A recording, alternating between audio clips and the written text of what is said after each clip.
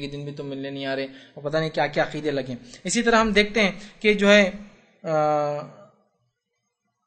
جو ایک کام اور ہوتا ہے ہمارا، وہ ہے کہ قبر پر جو پھول ڈالتے ہیں. یہ بڑا اہم، یہ بھی آپ کے لیے میت پر قبر پر جا کر پھول ڈالتے ہیں. کیوں؟ تو اس سے بولے اس کو عذاب کم ہوگا. عذاب کم ہوگا مطلب گناہ میں تخفیف ہوں گی، ہے نا. ایک طرح سے ایصال ہی ہے، یہ بھی ثواب. ایصال کیا ہوتا ہے؟ یا تو ثواب پہنچانا یا گناہوں میں تخفیف کرانا، اس کو ایصال بولتے ہیں. تو کیا ہے، وہ خبر پہ جاتے اور پھول ڈالتے. کیوں پھول ڈال رہے خبر پہ؟ یہ تو بولے یہ پھول ڈالنے سے حدیث میں آتا ہے، صحیح مسلم کی روایت، حوالے بڑے یاد رہتے اپنے وفات کہ وہ دو خبریں تھی، اللہ کے رسول وہاں سے گزرے اور کہا کہ ان دونوں پہ عذاب ہو رہا ہے، کوئی بڑی چیز کی وجہ سے نہیں، مطلب ایک گناہ جس کو معمولی سمجھتے تھے دونوں، ایک کو پیشاب کے چیٹوں کو، دوسروں کو چغل خوری کی وجہ سے. لہٰذا آپ نے ایک کھجور کی ٹہنی توڑی اور ٹہنی کو دونوں خبروں پہ رکھ دیا اور کہا کہ جب تک یہ ٹہنی ہری رہیں گی انشاءاللہ ان پر عذاب نہیں ہوگا. تو لہٰذا ہم بھی کیا کر رہے ہیں، ہمارے میت کی اور دوسرے خبروں پر بھی ثواب سب کا چاہیے نا. ان کو زندگی میں کبھی سب کو پھول نہیں دیے، پھل نہیں دیے، کھلا، لیکن ابھی ثواب چاہیے. سب کے خبروں پر بھی پھول ڈال دیتے ہیں اور اپنی میت کی خبریں بہت سے پھول ڈالتے ہیں. یہ بھی ایک بدعت ہے اور یہ ایصال کا طریقہ نہیں. کیوں بدعت ہے؟ یہ حدیث میں نہیں، تو میں بتاتا ہوں نا.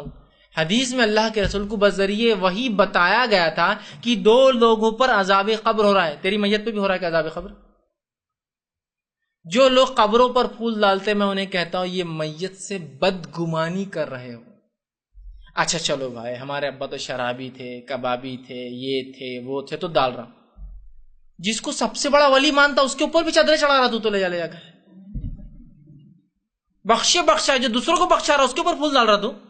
مطلب حدیث میں کیا ہے، دو گناہگار لوگوں کی خبر پر اللہ کے رسول نے پتا رکھا تھا، تو گویا تو خود اعلان کر رہا ہے کہ اتنا بڑا گنہگار ہے کہ مجھے بڑے چادریں ڈالنا پڑی لالا کر.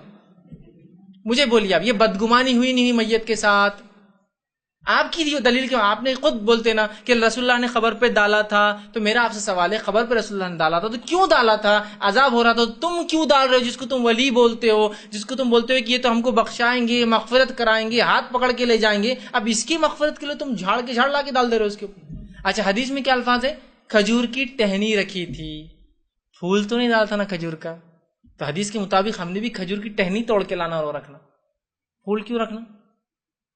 اسی طرح خبروں پر پھول لگانا جھاڑ لگانا اس نیت سے جب تک جھاڑ رہیں گا عذاب نہیں ہوگا. کیونکہ حدیث میں الفاظ نے بولے جب تک یہ ٹہنی ہری رہیں گی تو انشاءاللہ، یقینی بات نہیں تھی، انشاءاللہ ان پر عذاب نہیں ہوگا. تو ہم تو جھاڑی لگا دے رہے، بولے پرماننٹ عذاب ہوں گے نہیں اب تک جھاڑ رہیں گے.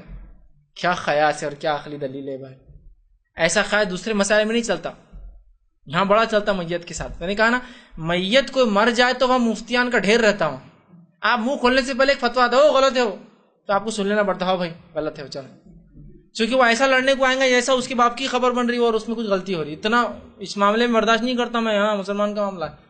لیکن دیگر نماز کے مسائل میں سے کچھ پڑھتا ہی نہیں تو کیا معلوم رہیں گے اس کو مسائل نماز کی کیا ہے حالت. تو یہ تو بہرحال تو خبر پہ پھول ڈالنا کہ اس کو ثواب ملتا ہے یہ بدعت ہے، اس لیے کہ آپ سب نے ایک گناہگار کی ڈالی تھی اور مجھے اور آپ کو نہیں پتا اللہ اس کے ساتھ کیا کر رہا ہے. تو لہٰذا مردے کے ساتھ بدگمانی رکھنا شریعتاً جائز نہیں. ہم کو ہر کسی سے اچھا گمان رکھنا، آپ اچھے سب اچھے جب تک کہ آپ کی برائی سامنے نہ آئے. تو لہٰذا وہ بھی اچھا ہے، ہو سکتا ہے موت کے وقت توبہ کر لی رب سے، تو کیوں بدگمانی کرتے ہو، ہے نا. اور وہ غائب سے وحی کے ذریعے آپ کو بتایا گیا تھا، مجھے کہاں وہی آتی ہے جو مجھے پتا چلے اس وقت کیا ہو رہا ہے. لہٰذا یہ بھی غلط ہے. اسی طرح جو ہے میت پر جو ہے زیارت کو